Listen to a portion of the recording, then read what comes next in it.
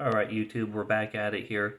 Um, Took my car to the quarter mile and it did pretty good. A little bit slower ET wise than what I was expecting, but what I'm going to do here is I got my diagnostics here pulled up and I'm going to show you what was going on with the run so that you have an idea of what actually happened on this run. So I only got one run in at the track. It was pretty busy, quite a few breakdowns, which slowed everything down for the night.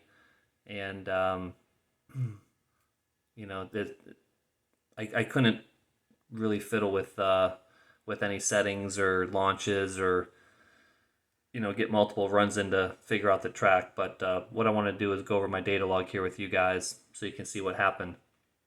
So what we got here on the top is my throttle position sensor, and at the bottom we got RPM. So I hope you can actually see this here. Maybe I can zoom in a little bit. So starting off here, this is where I just did my, don't want to call it a burnout, it was more like a just cleaning of the tires. So that's this part right here. So I just cleaned off my tires real quick, 40% throttle, got it up to about 3,600 RPM. Pulled into the first beam here, and then waited for my opponent here. And here's where I pulled into the second beam, gave it a little bit of gas, a little bit of clutch, eased in, let out the throttle right here, waited a second or so, and then I gave it about 7.5% throttle, brought the RPMs up, held steady right around 3,000 RPM, and right here, this is where I started to give it a little bit of gas and feather the clutch a little bit. So here's first gear. So you can see I gave it a little bit of gas. RPMs come down here. So right here, it's at 3,200, drops down to 2,800, and then starts going up. So we can see here I hit 46% throttle, and this whole time I'm just kind of feathering the clutch and the throttle a little bit to keep the RPMs up a little bit without bogging it too much. And then RPM comes down a little bit as I start releasing the clutch a little bit more and I start feathering in the gas a little bit more. So here we are up to 48%, and now we're at 5,300 RPM. And right at the very top here, right before I shift, we're at 5,900 RPM, and I'm only at 78% throttle. So in first gear, I never even hit full throttle. Shift to second, get back in it, 58% throttle right here, and we're at 3,800 RPM. A little bit more throttle here, 77%. Drops down to 75, RPMs climbing, 4,600. And right here is where I finally get full throttle, essentially not 100% full throttle, 96% at 4,900 RPM in second gear. And so I was at 96%. Let's see, I got my counter down here at the bottom, 66.9, back down to 85, so 67.1. So 0.2 of the second, 0.3 of the second, I was at 96% throttle. So I would barely call that full throttle at the top of second gear. And I only rev that out to it looks like 5,300 RPM. So I didn't even go to 6,000 in second gear. So then here it's about a half a second between second and third gear shift here. And you can see that I actually get full throttle in third gear, 100% throttle position, RPMs climbing. Take that up to about 6,000 RPM. I wasn't really watching the tach. I was doing everything by sound here. So if it sounded like I was close to red line or 6,000 RPM, I would shift it. That's probably why second gear was where it was at. Another half a second to shift it here from third to fourth, and wide open throttle the whole time in fourth gear. Wind that all the way up. to about 6,300 RPM or so. 63.56 is the peak. So that was the end of the quarter mile. So going back here, let's say I start feathering in my throttle here and releasing my clutch right at about, let's see, what's my timestamp here? Let's go 62.8, because at 62.9, I go up 1.5% or so on my, or 0.5% on my TPS. So I'm starting to leave the line here. Actually, it might be this right here because the RPM start coming down. Well, let's go 63. It's hard to say on my timestamp here.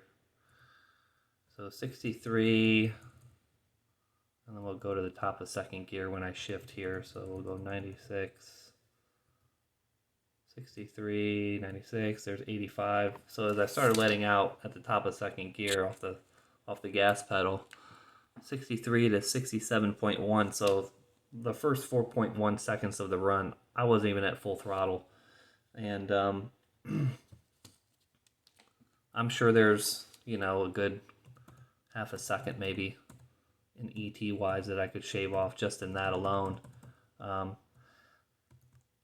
kind of was thinking I didn't have traction. It almost felt like I didn't have traction, but at the same time, I didn't want to come out of the hole too hard. I didn't want to possibly break the diff and the trans or break an axle. So I knew I was going to be taking it easy in first gear here. Second gear, it felt like I hit full throttle, but I think I was a little worried that it might spin in second gear and break loose and ruin the run. So I only got into it right, you can see at the very top of second gear here.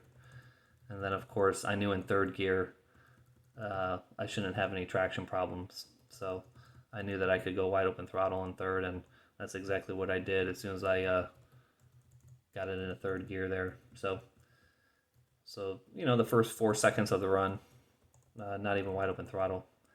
So, of course, that probably dropped a couple of mile an hour off the top end too. So why don't we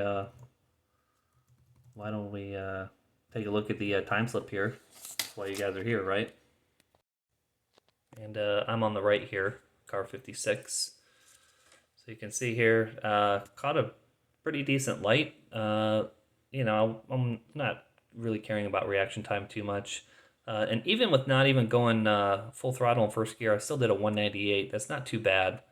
And a 566 to the 330. So I used to have an old automatic with a 50 shot of nitrous, and that car would do 5.6 to the 330 as well. So,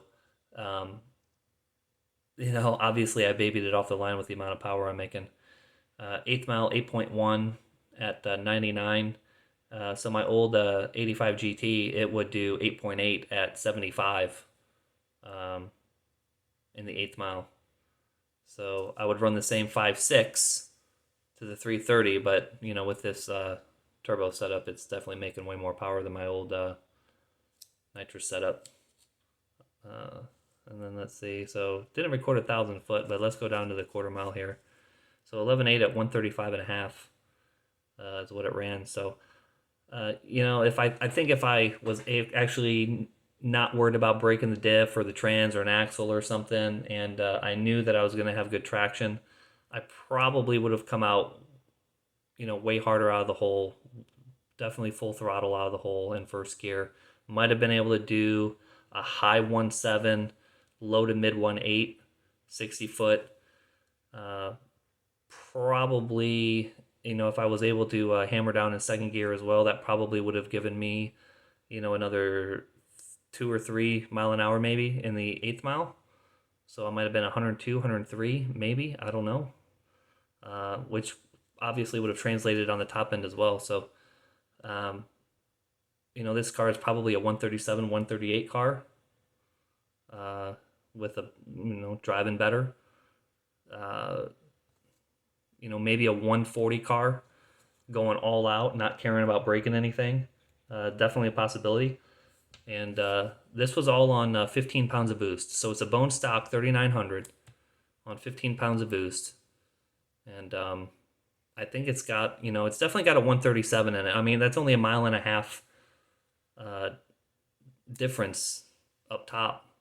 So getting into it maybe a little bit more in first gear and second gear, that might have translated to another mile and a half on the big end. So that would have put me at 137.